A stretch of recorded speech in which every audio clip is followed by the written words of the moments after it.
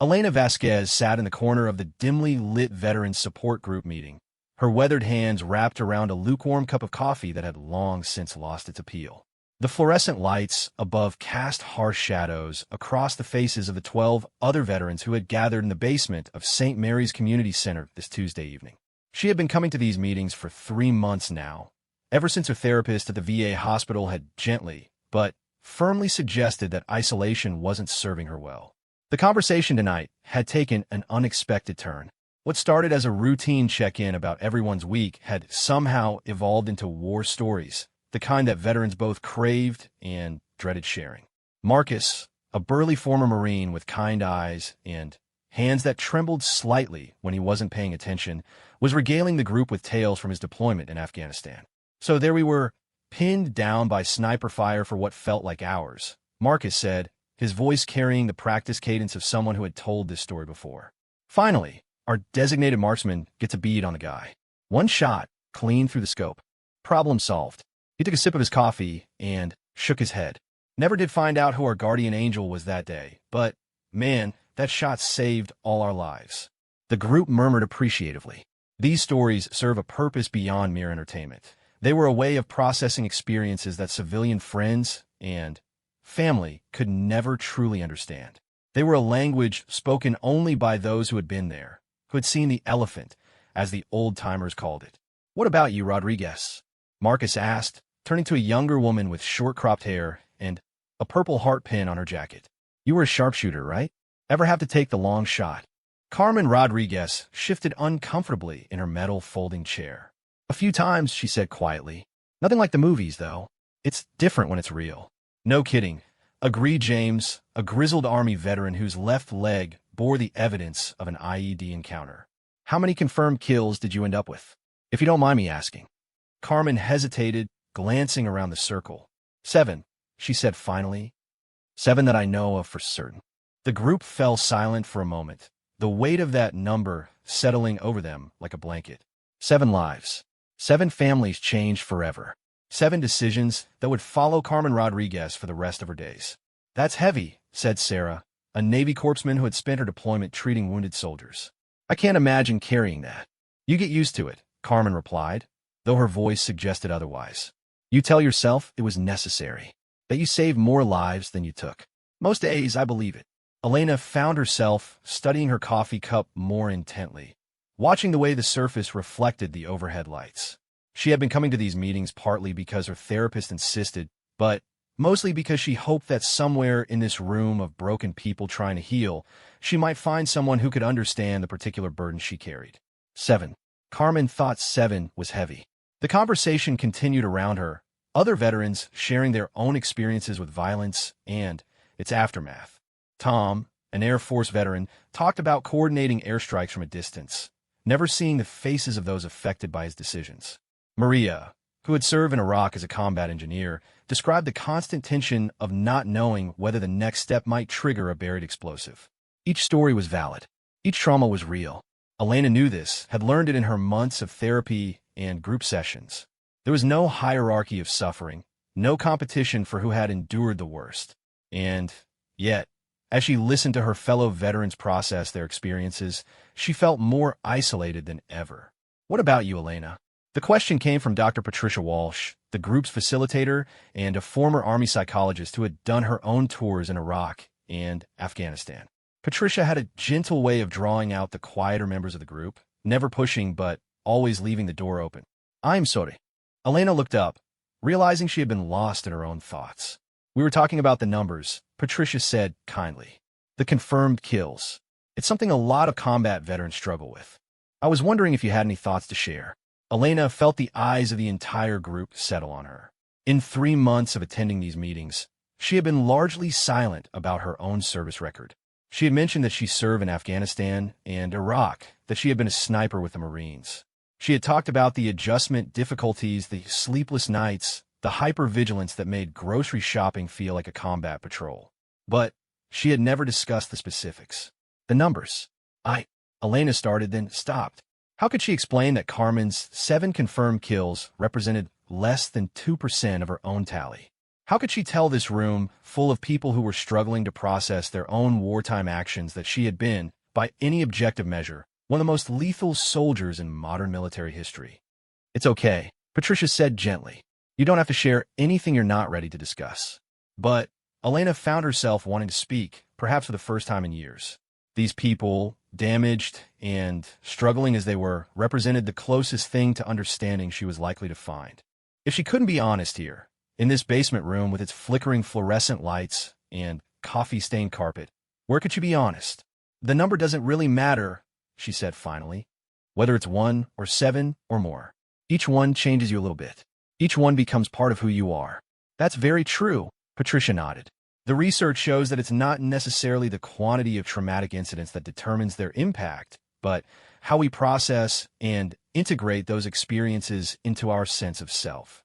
Elena appreciated the clinical perspective, but it didn't capture the full truth of her situation.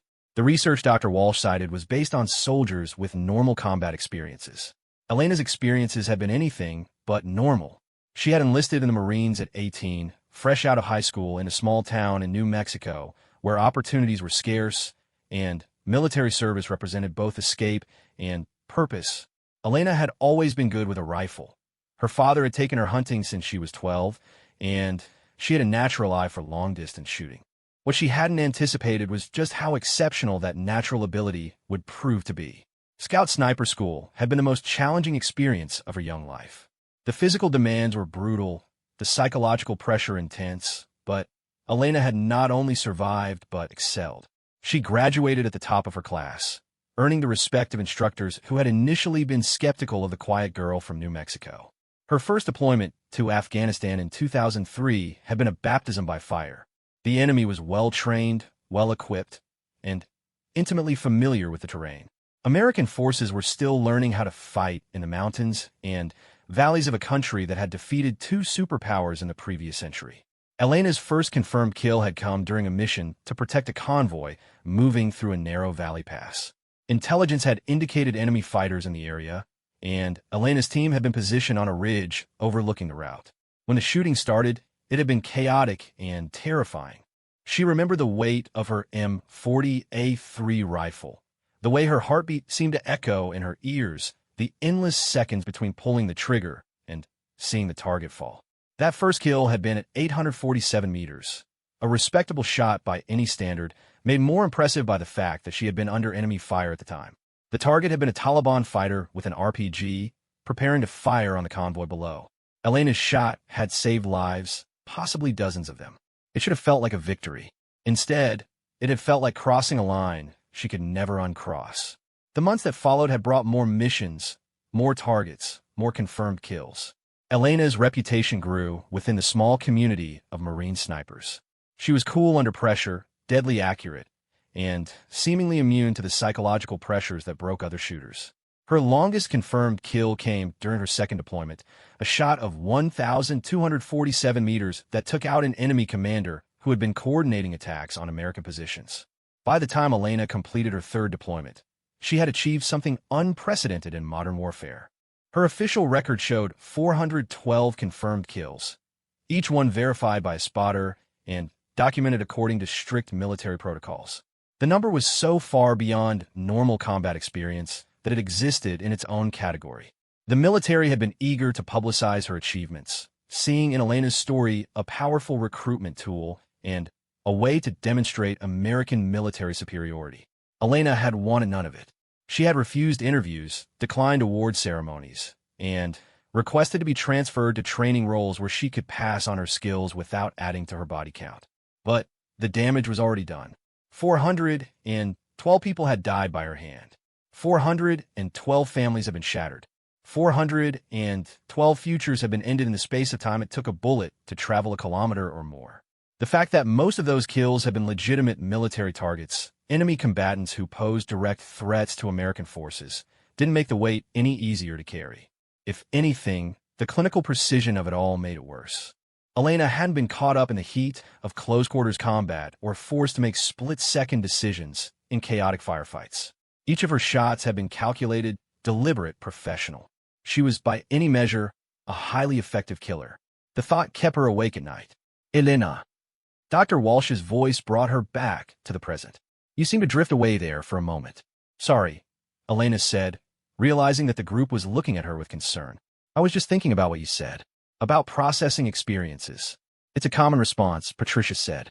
Sometimes when we start to open up about difficult memories, our mind tries to protect us by pulling away. It's actually a healthy coping mechanism, though it can feel disorienting. Elena nodded, though she wondered if Dr. Walsh would consider her mental state healthy if she knew the full extent of what Elena was trying to process. The therapist meant well, and her advice was sound for typical cases. But Elena suspected she might be beyond the reach of conventional therapy. The conversation in the group had moved on to other topics: family relationships, employment challenges, the difficulty of maintaining civilian friendships after military service. Elena listened with half an ear while wrestling with her own thoughts. She had been out of the military for 4 years now, living on a small ranch outside Tucson, where she trained horses and tried to build something resembling a normal life. The work was peaceful, requiring patience and gentleness, qualities that seemed at odds with her military record, but that she found surprisingly natural. Horses didn't care about kill counts or confirmed eliminations.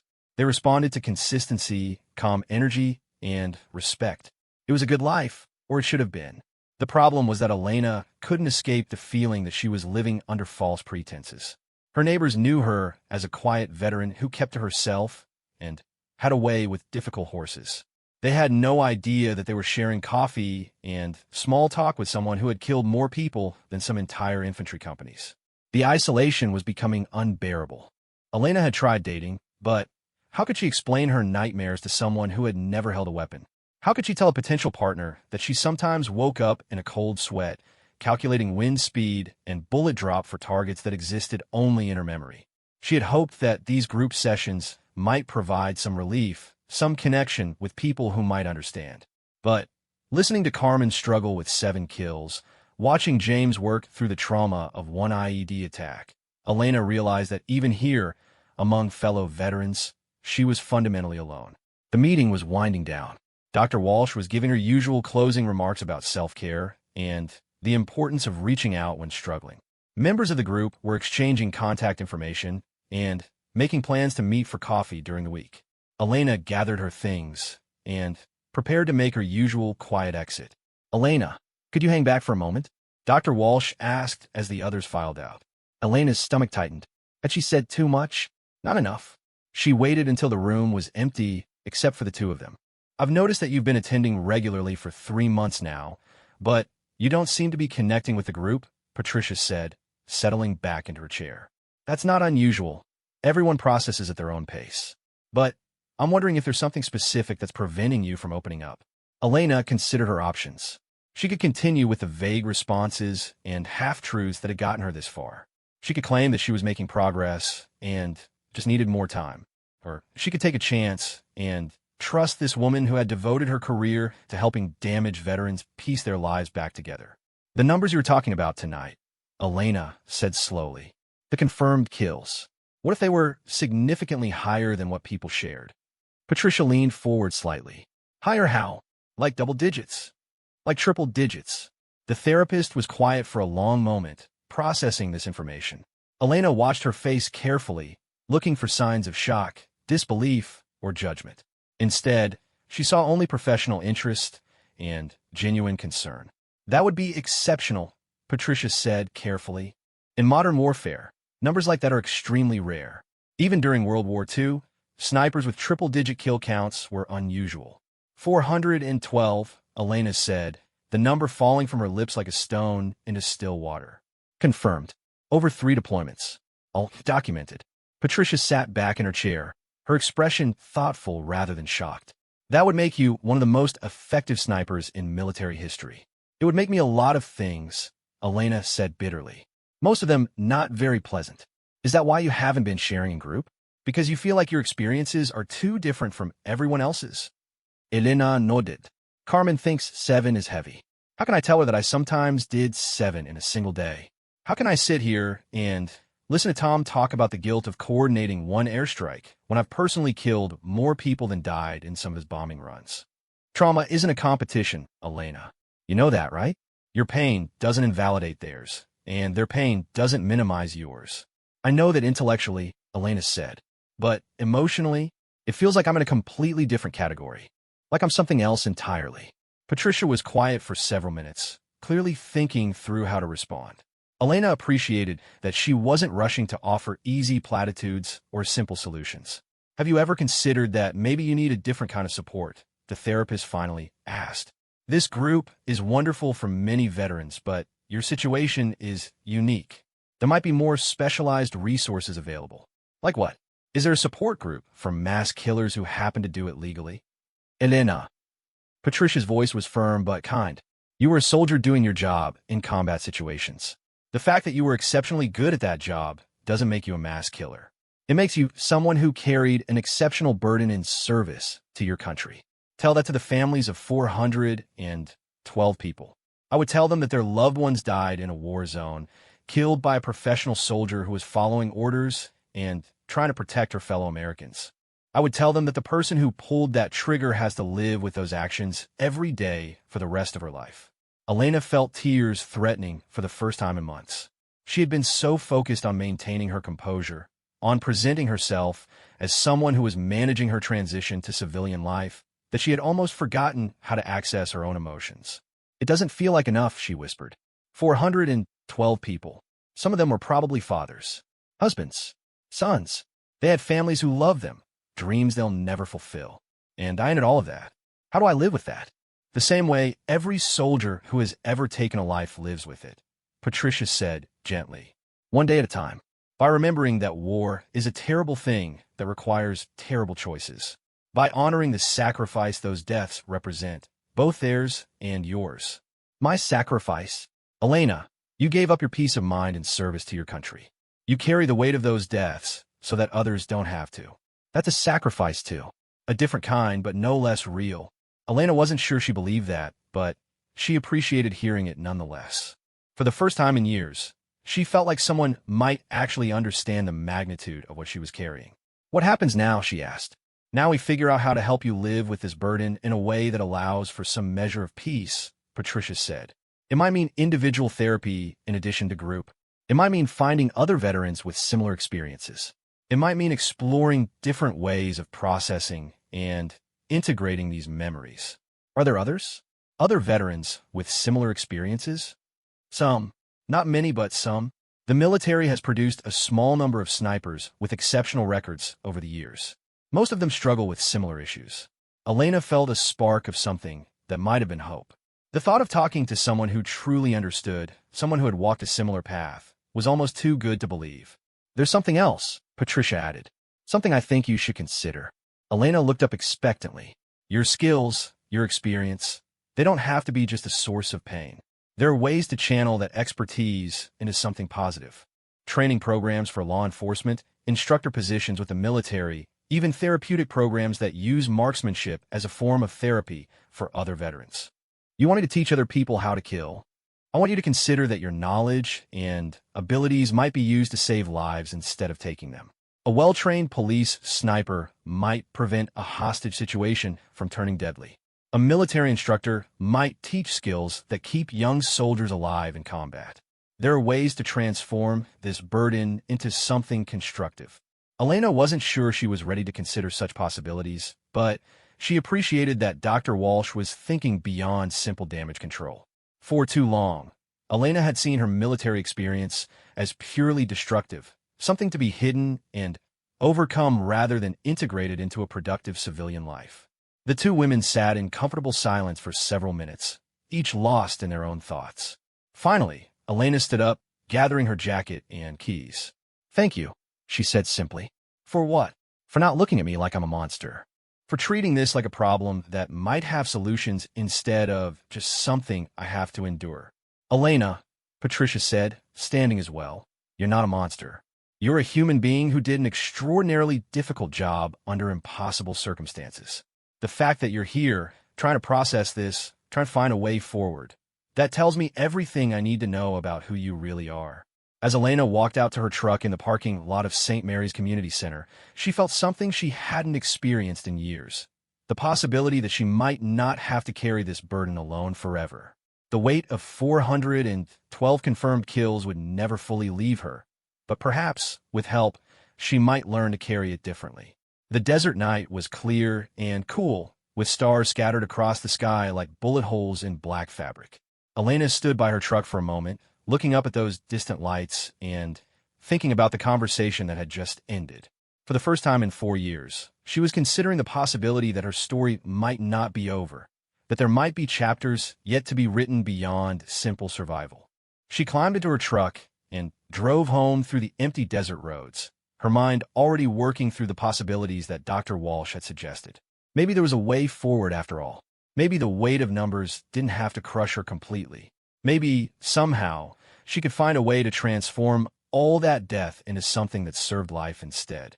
But first, she would have to learn how to forgive herself for being so extraordinarily good at something so terrible. And that, Elena knew, would be the hardest shot she had ever attempted to make. 3 weeks after her conversation with Dr. Walsh, Elena found herself sitting in a small coffee shop in downtown Tucson, nervously checking her watch for the 5th time in 10 minutes. She had arrived early, a habit from her military days that she couldn't seem to shake, and was now second-guessing her decision to meet with the person Patricia had connected her with. Marcus Rivera wasn't what she had expected. When Dr. Walsh had mentioned another veteran with similar experiences, Elena had pictured someone like herself, quiet, haunted, carrying their burden in isolation. The man who walked through the coffee shop door at exactly 2 p.m. was tall and broad-shouldered, with graying hair and laugh lines around his eyes. He moved with the confident posture of someone who had made peace with his past, or at least reached some kind of working agreement with it. "Elena," he asked, approaching her corner table with a genuine smile. "I'm Marcus. Thank you for agreeing to meet." She shook his offered hand, noting the firm grip and steady eye contact. Whatever demons Marcus carried, he had clearly found ways to manage them that Elena hadn't yet discovered. "Dr. Walsh said you might understand my situation," Elena said once he had settled into the chair across from her with his coffee. "But she didn't give me any details about your background." Marcus nodded thoughtfully. "Privacy is important in our line of work." "Former line of work." He corrected himself with a slight smile. "She told me about your numbers. 412 confirmed." Elena tensed, waiting for the usual reaction: shock, disbelief, or worse, a kind of morbid fascination. Instead, Marcus simply nodded as if she had mentioned her years of service or deployment locations. "That's a significant burden to carry," he said simply. "Mine was 307, over 4 deployments between Iraq and Afghanistan." Elena felt something she hadn't experienced in years: the relief of being truly understood. Here was someone who knew exactly what those numbers meant, who understood the weight they carried. "How do you do it?" she asked. "How do you live with it?" Marcus was quiet for a moment, stirring his coffee absently. "I'm not sure I would say I've figured out how to live with it," he said finally. "It's more like I've learned how to live alongside it. The weight doesn't go away, but you can learn to distribute it differently." "What does that mean?" "For me, it meant understanding that those numbers represent more than just individual deaths. Each of those shots saved lives, American lives, Allied forces, sometimes even civilian lives. The enemy fighters we eliminated were actively engaged in killing others. Our actions prevented more deaths than they caused." Elena had heard variations of this argument before from therapists and fellow veterans, but coming from someone who had walked the same path, it carried a different weight. "Do you actually believe that?" she asked. "Or is it just what you tell yourself to get through the day?" Marcus considered this carefully. "Some days I believe it completely. Other days, it feels like rationalization. Most days, it's something in between. But here's what I've learned. The truth doesn't have to be absolute for it to be useful." They talked for over 2 hours, comparing experiences with the clinical detachment of professionals discussing their craft, but with an underlying current of mutual understanding that Elena had never experienced before. Marcus had served with Army Special Forces, operating in smaller teams with longer deployment cycles than Elena's Marine units. His kills had accumulated over a longer period, but with similar precision and documentation.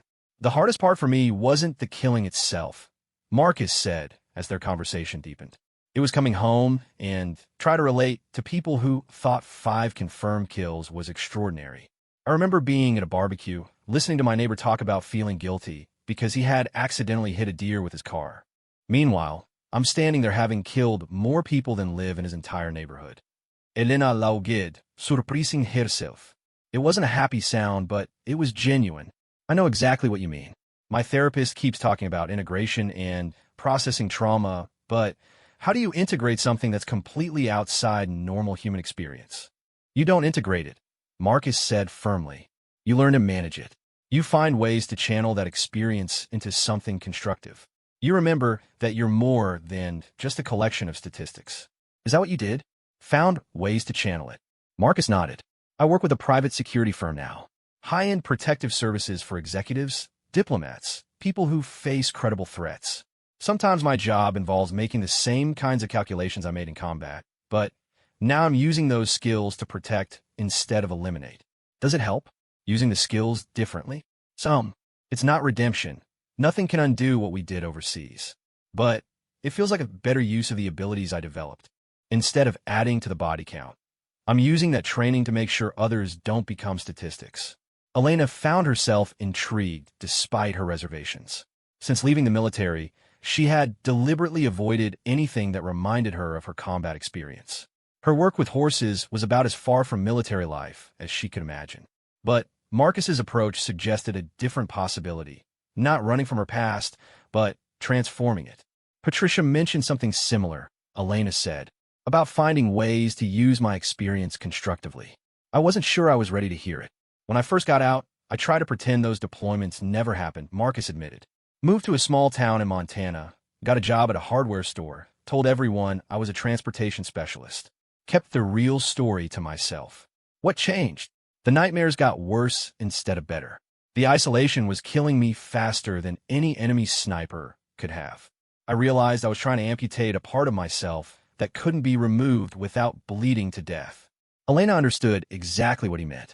Her attempts to completely separate her civilian identity from her military past had left her feeling fragmented and hollow. So you decided to embrace it instead? I decided to find a middle path. I couldn't pretend to be someone I wasn't, but I also couldn't let those experiences define everything about me. The work I do now, it's challenging, sometimes dangerous, but it serves a constructive purpose. And working with other people who have similar backgrounds means I don't have to carry the weight alone. Other people like us? Marcus nodded. The security firm I work for specifically recruits veterans with specialized combat experience.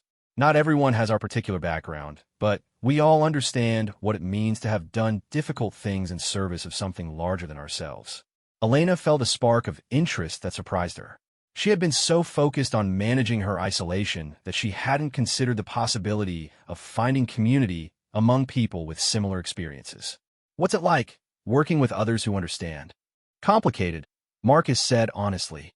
There's relief in not having to explain yourself, but there's also the risk of falling into what I call the war story trap, constantly reliving combat experiences instead of moving forward from them. You have to be careful not to let shared trauma become your only connection with other people. They talked until the coffee shop began preparing to close, covering everything from specific challenges of readjustment to broader questions about identity and purpose after military service. Elena found herself more engaged in conversation than she had been in years. As they prepared to leave, Marcus handed her a business card. If you're interested in learning more about the kind of work I do, give me a call. Even if you decide it's not for you, it might help to see how others are handling similar situations. Driving home through the desert, Elena felt something shifting inside her. The conversation with Marcus had provided something she hadn't even realized she was missing: perspective from someone who truly understood her experience. For the first time since leaving the military, she had talked about her service record without feeling like a freak or a monster. But the conversation had also raised difficult questions about what came next. Elena had built her post-military life around distance from anything that reminded her of combat. Her ranch, her horses, her carefully maintained isolation, all of it was designed to help her forget rather than integrate her experiences. Marcus's approach suggested a different possibility, but one that scared her. Using her skills in a new context meant acknowledging them as valuable rather than simply destructive. It meant accepting that part of who she was had been shaped by those 412 confirmed kills, and that running from that truth might be causing more damage than confronting it. That night, Elena lay in bed staring at the ceiling and thinking about Marcus's words. You're more than just a collection of statistics. It was something she had heard variations of before, but coming from someone with a similar background, it felt different, more credible. The next morning, she found herself researching Marcus's security firm online. Rivera Protective Services specialized in executive protection, threat assessment, and security consulting for high-profile individuals and organizations. The website was professional but understated, featuring testimonials from clients who praised the firm's discretion and effectiveness. What struck Elena most was a section describing the company's commitment to hiring military veterans with specialized combat experience. The language was careful, no specific mention of kill counts or sniper records. But the implication was clear. This was a place where people like her could find constructive use for skills that civilian employers either couldn't understand or didn't want to acknowledge. Elena found herself imagining what it might be like to work in an environment where her background was seen as an asset rather than a liability to be hidden. The thought was both appealing and terrifying. Over the following weeks, she found herself thinking more about purpose and identity. Her work with horses was satisfying in many ways. It was peaceful, required patience and skill, and produced tangible results. But it was also fundamentally about retreat from the world. Elena was beginning to wonder if her careful isolation was really protection or just another form of prison. She began paying closer attention to news stories about security threats, terrorist attacks, and situations where trained protection specialists might make the difference between life and death. Each story raised the question, was she obligated to use her unique skills in service of something larger than her own peace of mind? The thought troubled her sleep and followed her through her daily routines. Elena had always believed that her military service was about protecting people, but she had never considered whether that responsibility continued after her discharge. 2 weeks after meeting Marcus, she made a decision that surprised even her. She picked up the phone and dialed the number on his business card. Rivera Protective Services, this is Marcus. It's Elena, she said. Elena Vasquez. We met for coffee a couple weeks ago. Elena, I was hoping I'd hear from you. What can I do for you? I've been thinking about our conversation, about finding constructive ways to use my experience. I'm not sure I'm ready to make any commitments, but I'd like to learn more about what you do. That's great. Are you free tomorrow afternoon? I could show you around our facility, introduce you to some of the team. Elena hesitated for only a moment. Yes, I think I'd like that. Excellent.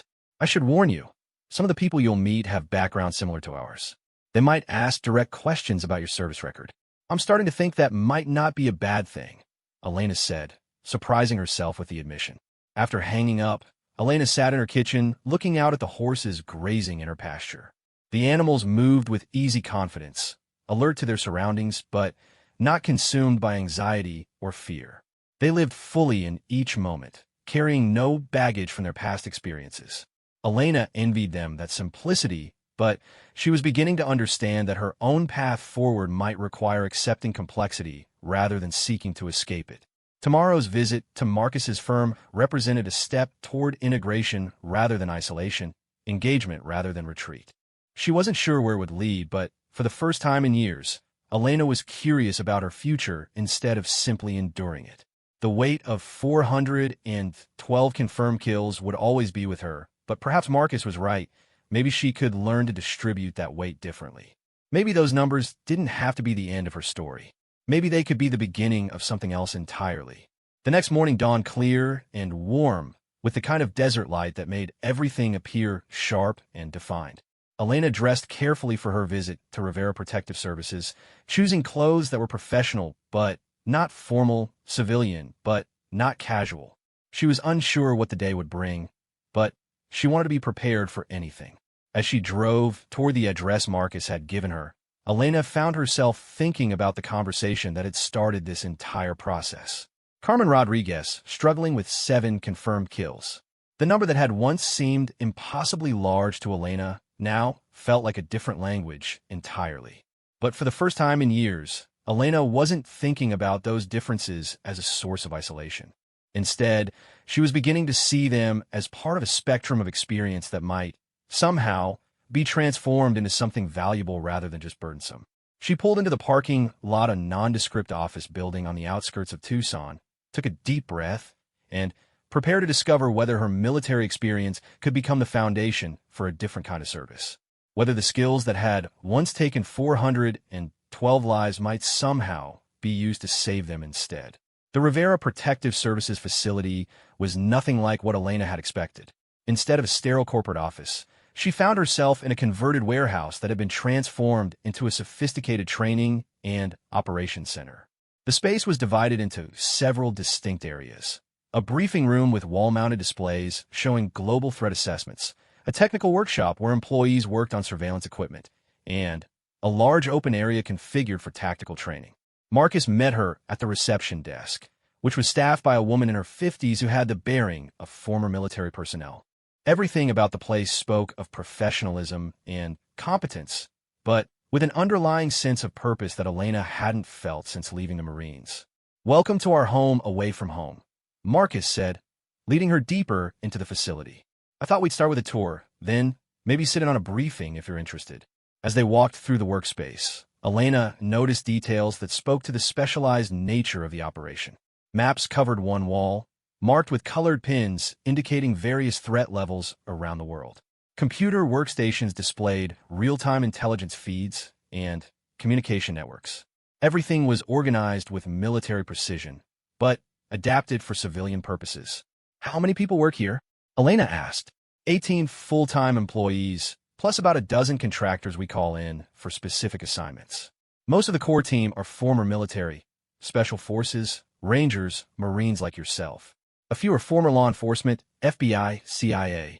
They paused at an observation window overlooking the training area, where two people were engaged in what appeared to be a complex tactical exercise. Elena watched their movements with professional interest, noting the coordination and precision that spoke to extensive training. "That's Sarah Chun and David Park," Marcus explained. Sarah's former Army Delta. David was with the Navy SEALs. They're working through close protection scenarios. How to move a principal through a potentially hostile environment while maintaining maximum situational awareness. Elena found herself studying their techniques, automatically analyzing their positioning and communication patterns. It was the first time in years that she had engaged with tactical thinking in a constructive rather than haunting way. "What kind of clients do you protect?" she asked. "Varies widely. Corporate executives operating in high-risk areas, diplomats who need more security than standard government protection can provide, journalists covering dangerous stories, sometimes family members of people who've received credible threats." They continued the tour, visiting the weapons storage area where Elena saw familiar firearms maintained with the same care she remembered from her military days. The sight of precision rifles brought back a flood of memories, but for once they weren't entirely negative. Instead, she found herself appreciating the craftsmanship and thinking about how these tools might be used for protection rather than elimination. "This is our planning center," Marcus said, leading her into a room dominated by a large conference table surrounded by monitors and communication equipment. "We use it for threat assessment, route planning, intelligence analysis. Every operation gets thoroughly planned before we put anyone in the field." Elena was impressed by the sophistication of the operation. This wasn't the cowboys and gun stereotype she had imagined when she thought of private security. Instead, it was a professional organization that applied military-grade planning and execution to civilian protection missions. "I'd like you to meet someone," Marcus said, guiding her toward a woman in her 40s who was studying satellite imagery on one of the monitors. "Elena, this is Rebecca Martinez. She coordinates our intelligence operations." Rebecca turned with a professional smile that warmed when Marcus mentioned Elena's background. "Pleasure to meet you. Marcus tells me you're considering joining our team." "I'm still exploring options," Elena said carefully, trying to understand what this kind of work actually involves. "Smart approach," Rebecca nodded. "Can I ask about your background?" "Marcus mentioned you were a Marine sniper." Elena hesitated, then decided on directness. 3 deployments, primarily Afghanistan and Iraq. Scout sniper qualified. Rebecca's expression didn't change, but Elena caught a subtle shift in her posture that suggested recognition of the specialized nature of that training. "Impressive. We don't get many people with that level of marksmanship training." "What was your longest confirmed shot?" "Just over 1,200 meters, Elena said, leaving out the context and the implications of that number. "Outstanding. That kind of precision could be extremely valuable for our Overwatch operations. We often need to provide long-range security for outdoor events, political rallies, high-profile meetings and locations we can't fully control." Elena found herself intrigued despite her reservations. Overwatch operations? Counter-sniper work? Essentially, Marcus explained. Our job is to identify and neutralize threats before they can engage our principles. It's defensive rather than offensive, but it requires the same skill set you developed in the military. The conversation was interrupted by the arrival of another team member, a tall man with silver hair and the erect posture of career military.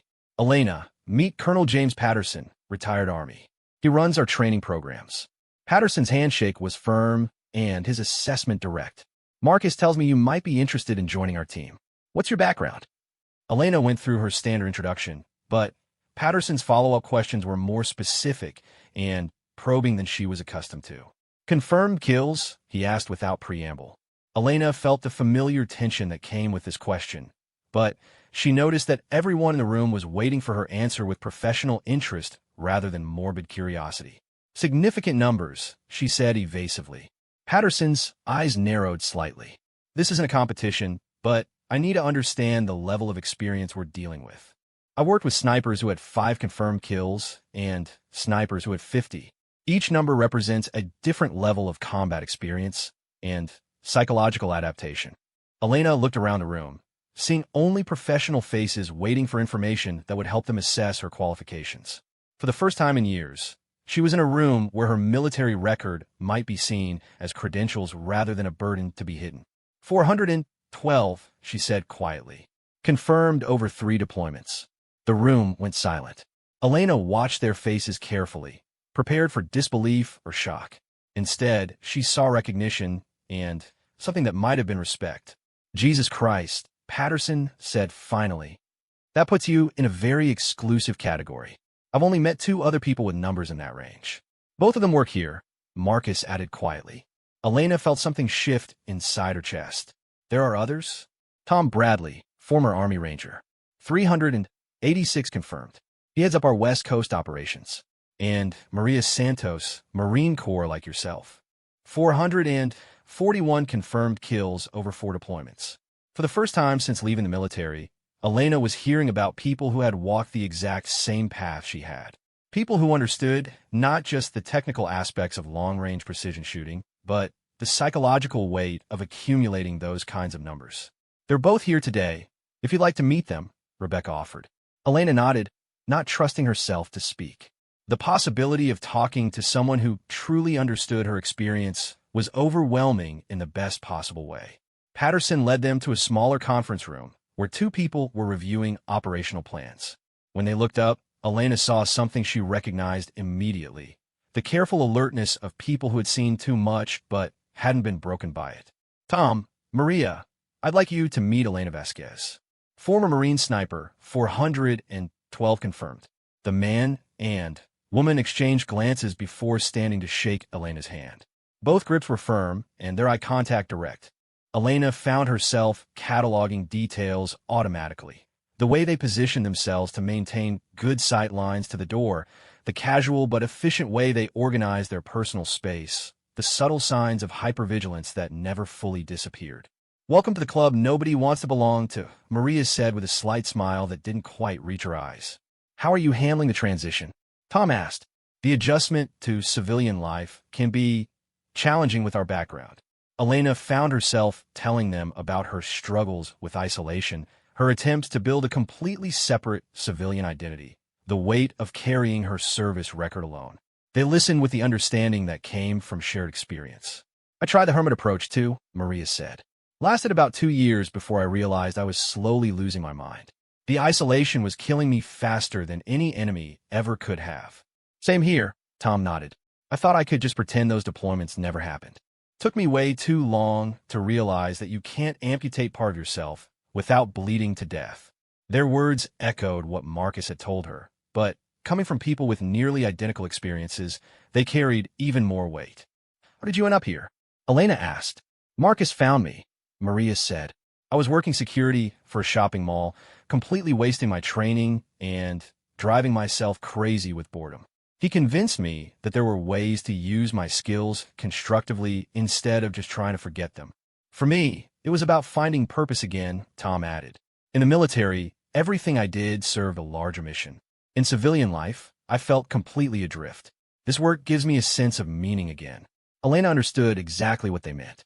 Her work with horses was satisfying, but it lacked the sense of larger purpose that had driven her military service.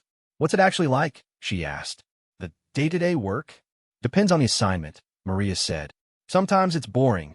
Hours of watching empty rooftops while some corporate executive gives a speech. Sometimes it's intense, identifying actual threats and having to make real-time decisions about how to respond. Do you ever have to? Elena hesitated, unsure how to phrase the question. Take a shot. Tom finished. Rarely, but yes. I've had 3 situations where I've had to engage threats. Clean shots, all of them justified. All of them prevented imminent harm to innocents. How did that feel? After everything we did overseas? Tom considered this carefully. Different. In combat, we were often operating on incomplete intelligence, making split-second decisions in chaotic situations. Here, we have better information, more time to assess threats, clearer rules of engagement. When I have to pull the trigger now, I know with absolute certainty that it's necessary. It feels like using my training for its intended purpose, Maria added. Protection instead of elimination. Elena spent the rest of the afternoon with them, learning about the specific types of operations Rivera Protective Services handled, the training programs they required for new team members, and the support systems they had developed for personnel dealing with combat-related stress. What impressed her most was the culture they had created, professional, mission-focused, but also understanding of the unique challenges faced by people with their backgrounds. There was no judgment about kill counts or combat experiences, but also no glorification of violence. Instead, there was a mature approach to using specialized skills in service of clear, constructive purposes. We have a motto here, Marcus told her as the tour concluded. Same skills, better purpose. It's about taking the abilities we developed in combat and using them to protect instead of destroy.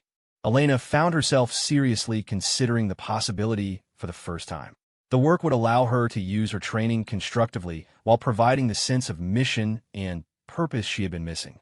Equally important, it would connect her with people who truly understood her background and the weight she carried. What would be the next steps? She asked. If I decided to pursue this. Background check, psychological evaluation, physical fitness assessment, Patterson replied. Then, a 6-week training program to adapt military skills to civilian protection work. After that, you'd start with junior assignments, working your way up to more complex operations. The psychological evaluation, Elena said carefully. Would my kill count be a disqualifying factor? Not unless it indicates psychological instability, Patterson said. We're more concerned with your ability to make sound decisions under pressure and work effectively as part of a team. High kill counts often indicate exactly the kinds of skills and experience we need. Elena left the facility with a packet of information and a lot to think about.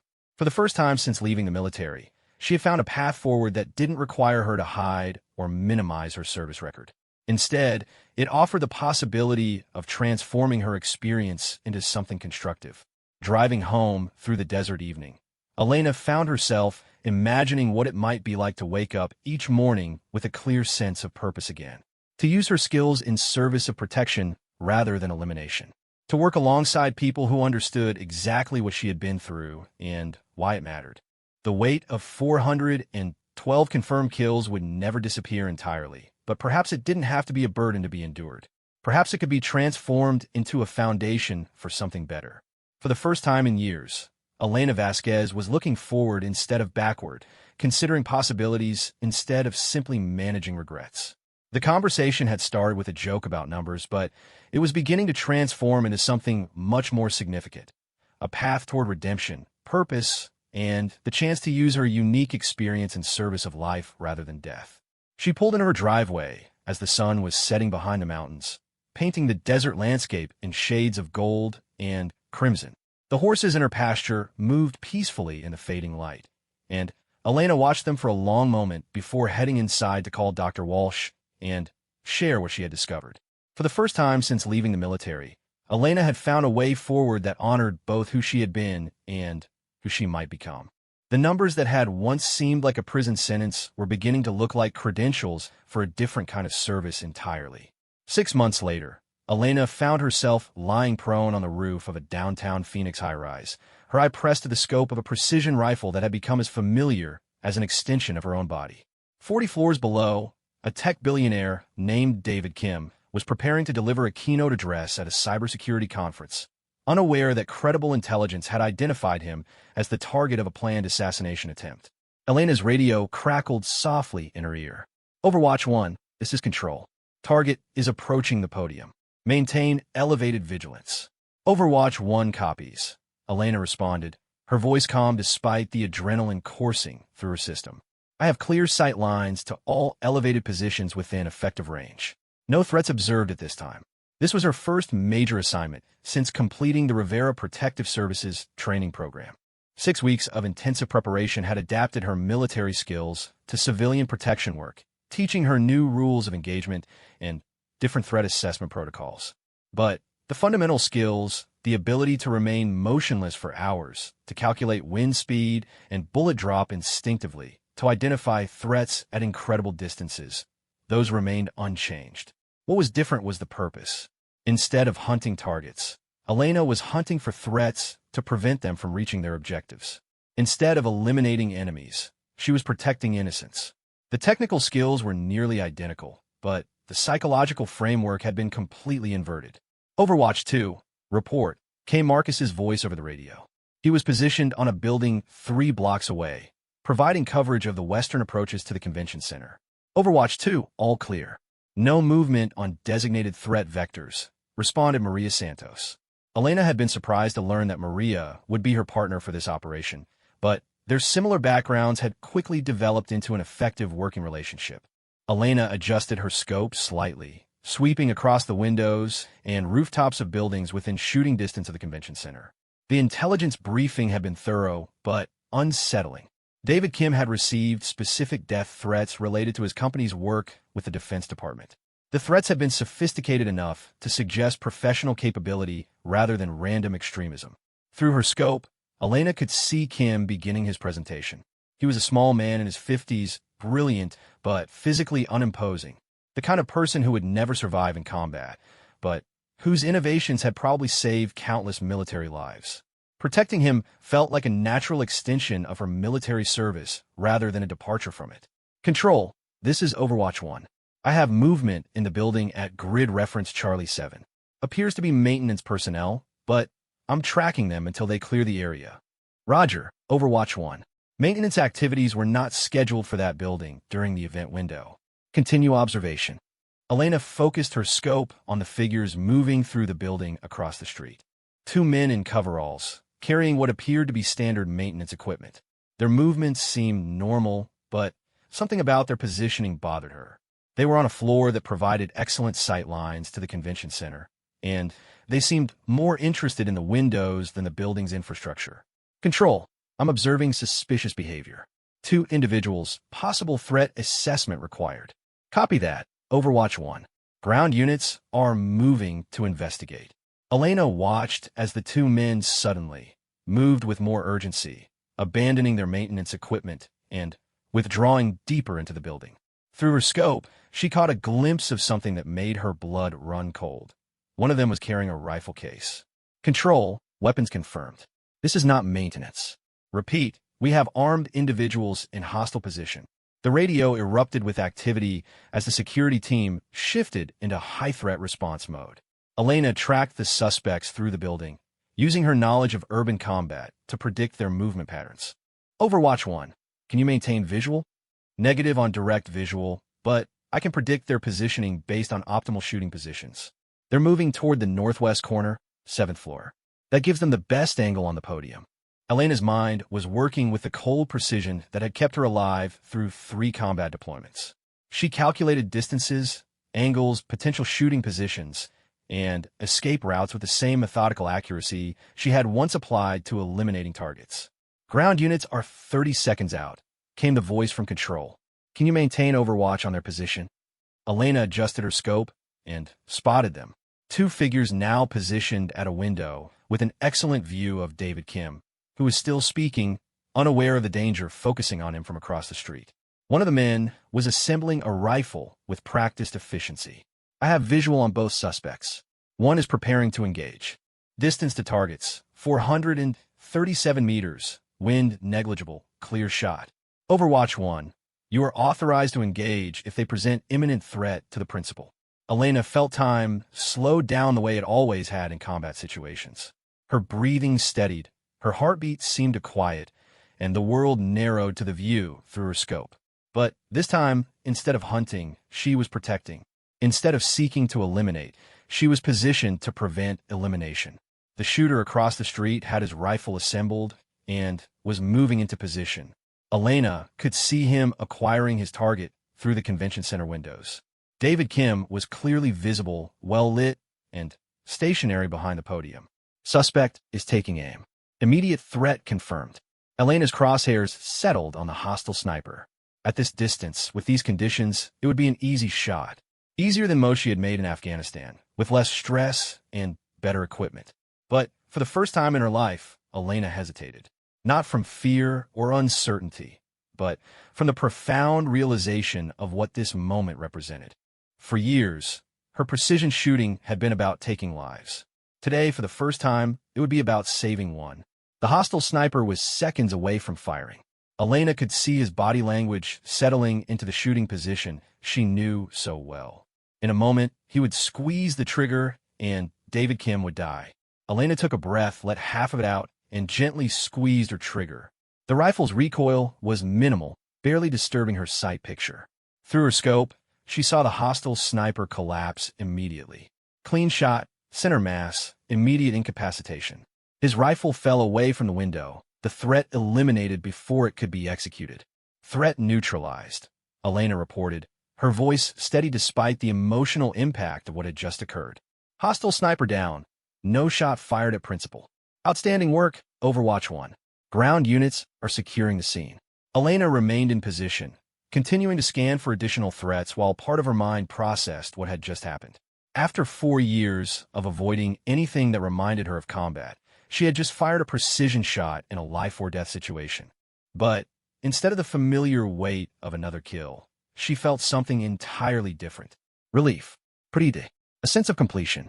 For the first time since leaving the military, Elena had used her specialized skills exactly as they were intended, to protect innocent life from imminent threat.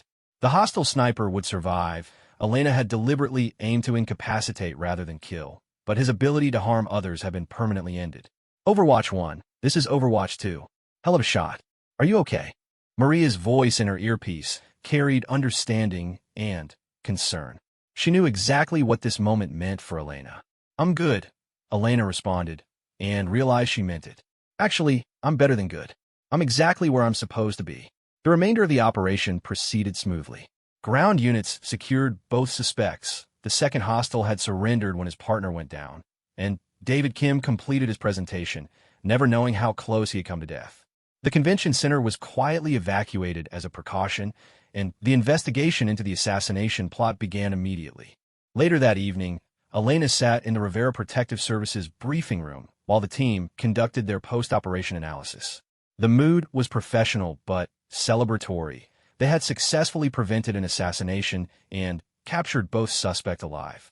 The shot was at 437 meters, Colonel Patterson was saying, reviewing the technical aspects of the engagement. In an urban environment with a moving target under time pressure, Elena demonstrated exactly the kind of precision and decision-making ability this job requires. Elena found herself thinking about Carmen Rodriguez and her 7 confirmed kills. Today, Elena had added one more to her own tally, but for the first time, the number felt like an achievement rather than a burden. How do you feel about it? Dr. Walsh asked her later that evening.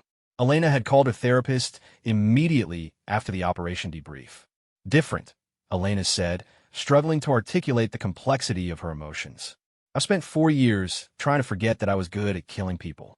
Today I remembered that being good at killing people can sometimes mean being good at protecting people. That's a significant realization. How does it change your relationship with your service record? Elena considered this carefully. It doesn't erase the 412. Nothing could do that. But it gives them context. All those people I killed in combat, they were killed by someone who was trained to protect. Today, that training worked exactly as it was supposed to. She paused, looking out the window of her ranch house at the horses moving peacefully in their pasture. I think I've been carrying guilt about being effective at my job. like I was supposed to be traumatized and broken by combat, and since I wasn't, there must be something wrong with me. And now I think maybe I wasn't broken because I wasn't supposed to be broken. Maybe some people are built to handle that kind of responsibility, and instead of feeling guilty about it, I should be grateful that I can use those abilities to protect others. Dr. Walsh was quiet for several minutes. That's a very mature perspective, Elena. It suggests you're beginning to integrate your military experience rather than simply trying to overcome it. Marcus was right about finding ways to distribute the weight differently. I'm not carrying 412 kills anymore. I'm carrying 412 pieces of training that prepared me to save David Kim's life today.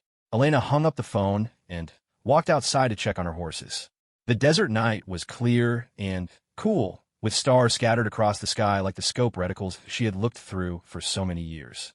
But tonight, instead of representing instruments of death, they reminded her of the precision and clarity that had allowed her to choose life over death when it mattered most.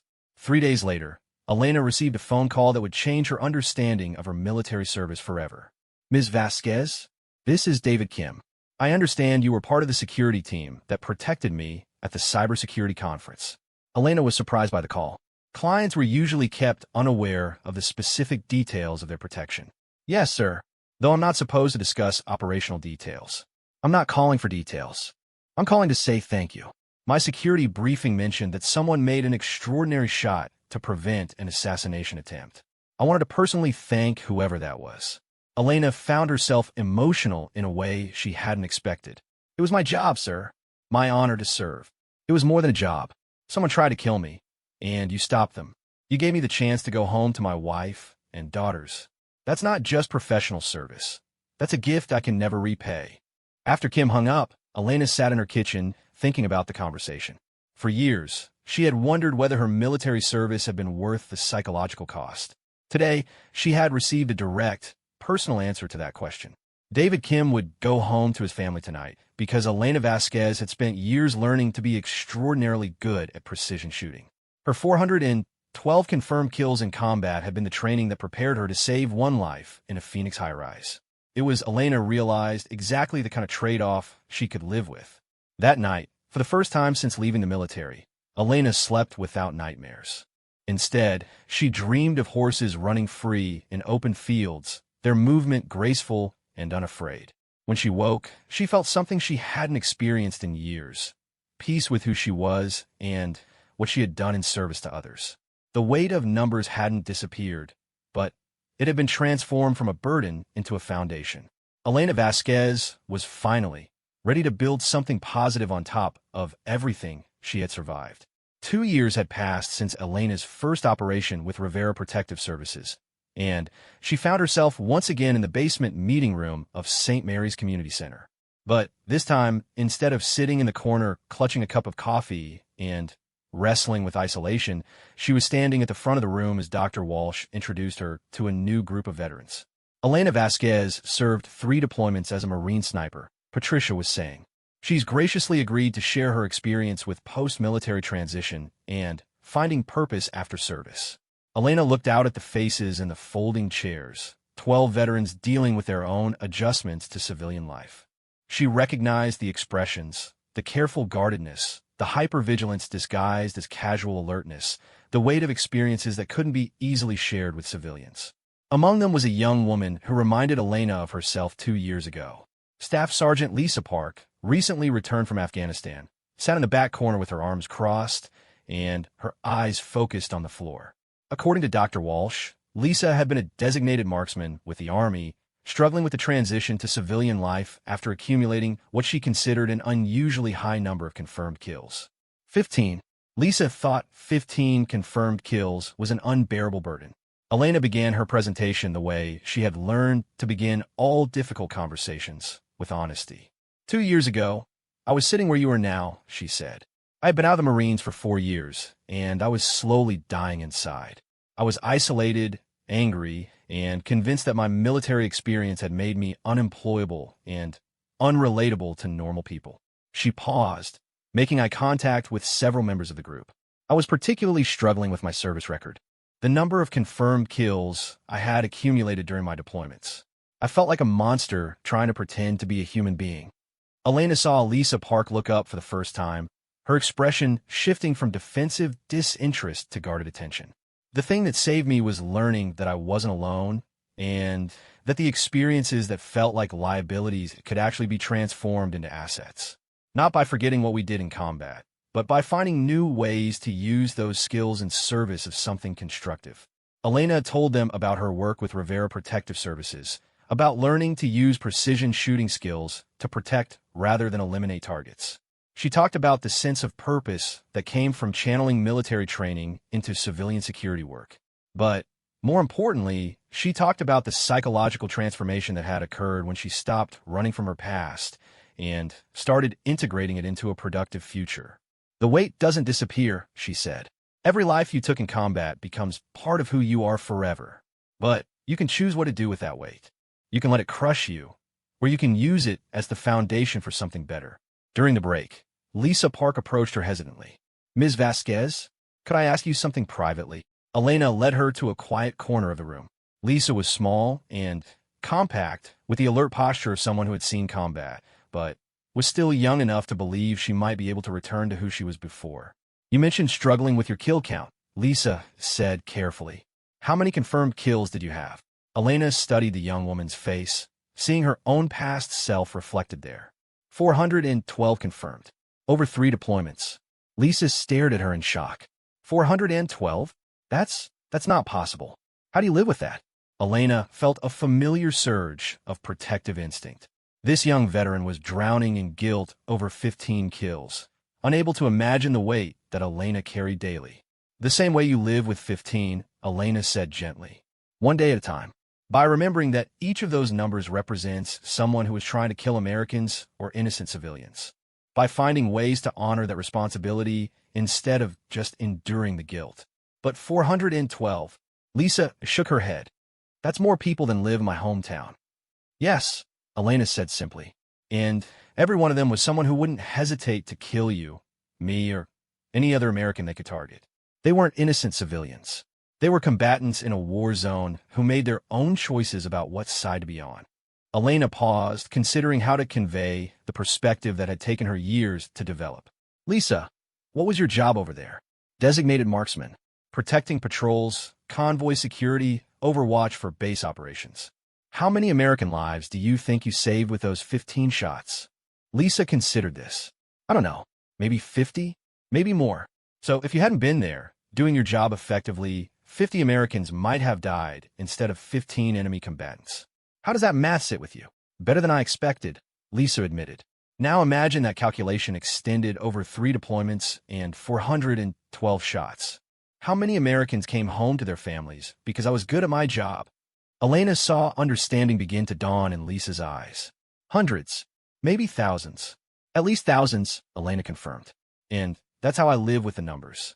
Not by forgetting them or minimizing them, but by remembering what they prevented.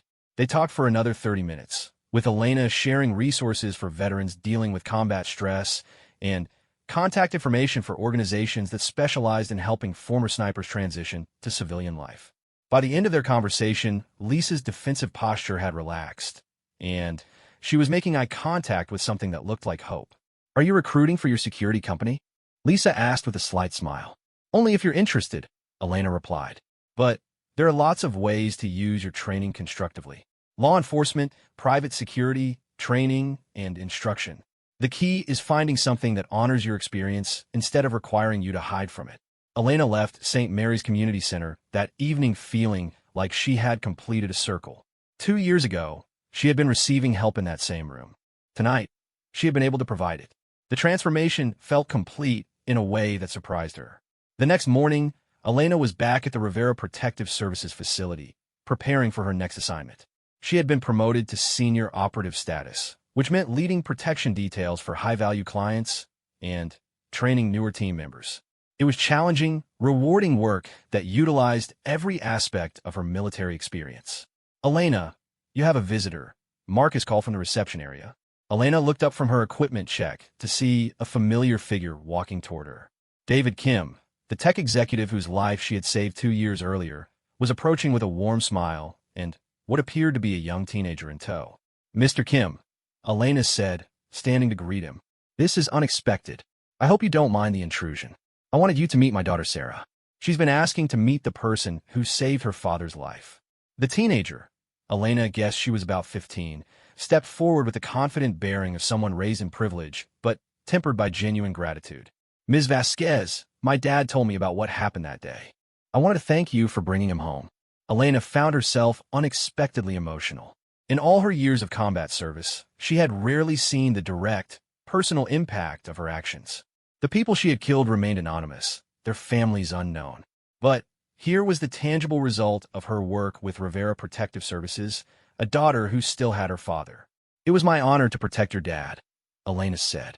How are you doing in school? Really well. Actually, I'm thinking about studying cybersecurity like my father. Maybe working on systems that help protect people. Elena smiled. That sounds like excellent work. The world needs people who are dedicated to protecting others. After the Kims left, Elena found herself reflecting on the unexpected gift of that conversation. Sarah Kim was alive and thriving because Elena had been in the right place with the right skills at the right time. It was a direct, measurable positive impact that balanced against the weight of her military service in a way that felt profound and healing. That afternoon, Elena received a phone call that would provide another piece of closure she hadn't known she needed. Ms. Vasquez, this is Major Jennifer Collins with Marine Corps Historical Division. I'm calling because we're working on a documentary about Marine snipers in Afghanistan and Iraq. Your name came up as someone with exceptional service record who might be willing to participate. Elena's first instinct was to decline, as she had done with all previous requests for interviews about her military service. But something about the timing, coming so soon after her conversation with Lisa Park and her visit from David Kim, made her reconsider. What kind of documentary? She asked. We want to tell the complete story of what Marine snipers accomplished in those conflicts. The tactical impact, but also the human cost and the long-term effects on the people who served in those roles. We think it's important for people to understand both the sacrifice and the effectiveness of what you did. Elena found herself intrigued. What would you want me to talk about? Your experience, obviously. The technical aspects of the job, but also the psychological challenges and how you've dealt with the transition to civilian life. We want to show that people with your background can successfully reintegrate and continue to serve in productive ways. Elena thought about Lisa Park and the dozens of other young veterans she had met who were struggling with combat experiences far less intense than her own. Maybe her story could help them understand that survival and even success were possible. I'd want editorial control over how my story is presented, Elena said finally. And I want to emphasize the resources that are available for veterans dealing with transition challenges. Absolutely. This isn't about glorifying war or violence. It's about honoring service and showing that recovery and redemption are possible. Elena agreed to participate with the understanding that her story would be part of a larger narrative about veteran resilience and post-military success. For the first time since leaving the Marines, she was ready to have her full story told publicly. The filming took place over several days, with interviews conducted both at the Rivera Protective Services facility and at Elena's ranch outside Tucson.